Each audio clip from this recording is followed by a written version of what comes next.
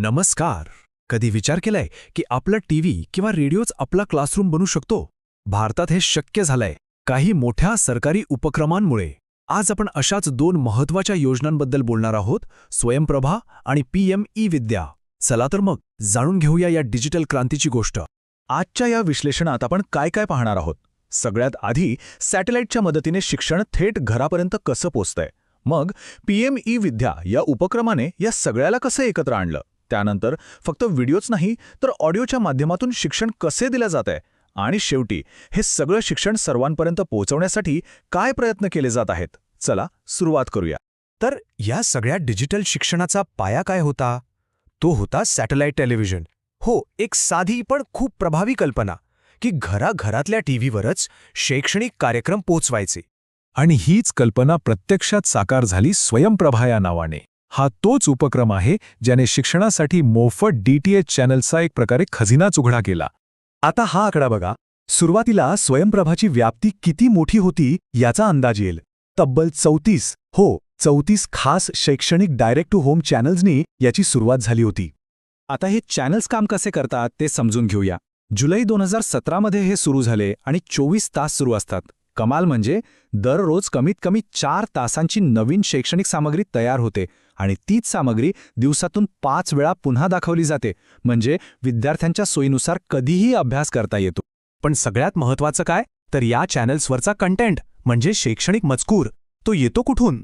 तर NPTEL, IIT, UGC, CEC, IGNOU, NCERT आणि NIOS यांसारख्या देशातल्या सर्वोत्तम प्रतिष्ठित संस्था हा कंटेंट तयार करतात. त्यामुळे शिक्षणाच्या दर्जाबद्दल कोणतीही तडजोड नाही. आता स्वयंप्रभापासून पुढे जाऊया.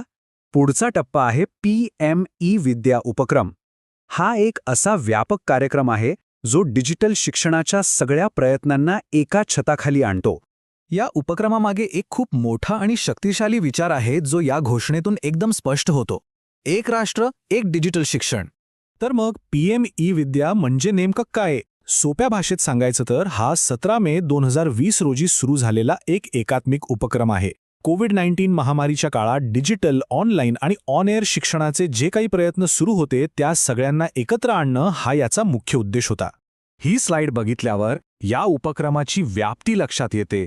पीएम ई-विद्या म्हणजे फक्त टीव्ही चॅनल्स नाहीत, तर त्या डीटीएच टीव्ही आहे, रेडिओ आहे, ई कंटेंट आहे आणि वेगवेगळे ऑनलाईन प्लॅटफॉर्म्स सुद्धा आहेत. म्हणजे हे एक संपूर्ण डिजिटल शैक्षणिक विश्वच आहे. याचा एक खूप महत्त्वाचा भाग म्हणजे एक वर्ग एक चॅनल हा कार्यक्रम. कल्पना किती सोपी आणि प्रभावी आहे बघा.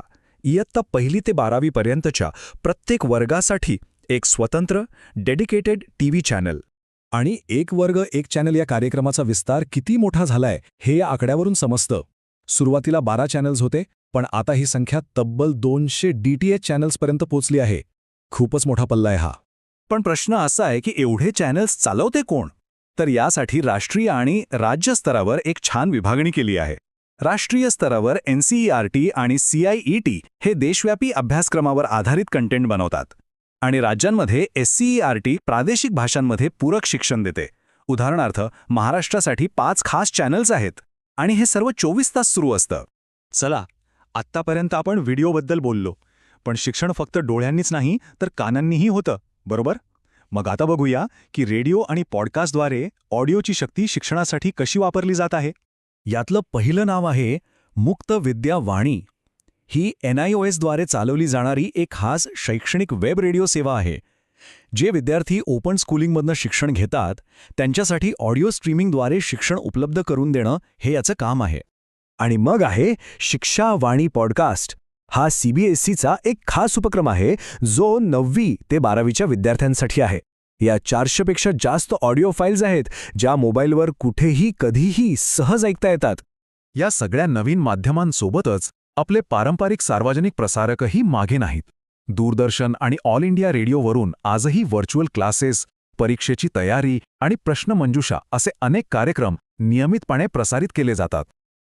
आता आपण या विश्लेषणाच्या शेवटच्या आणि खरं तर सगळ्यात महत्त्वाच्या भागाकडे वळूया.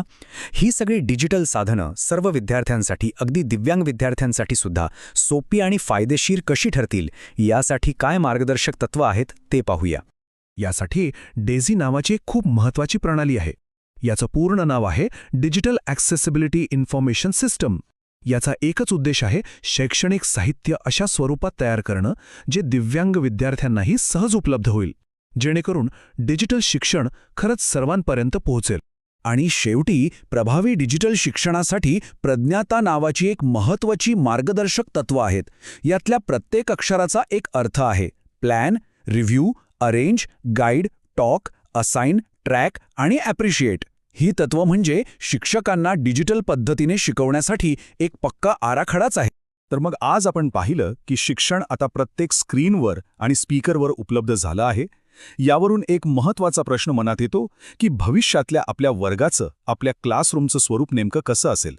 यावर विचार करायला नक्कीच हरकत नाही.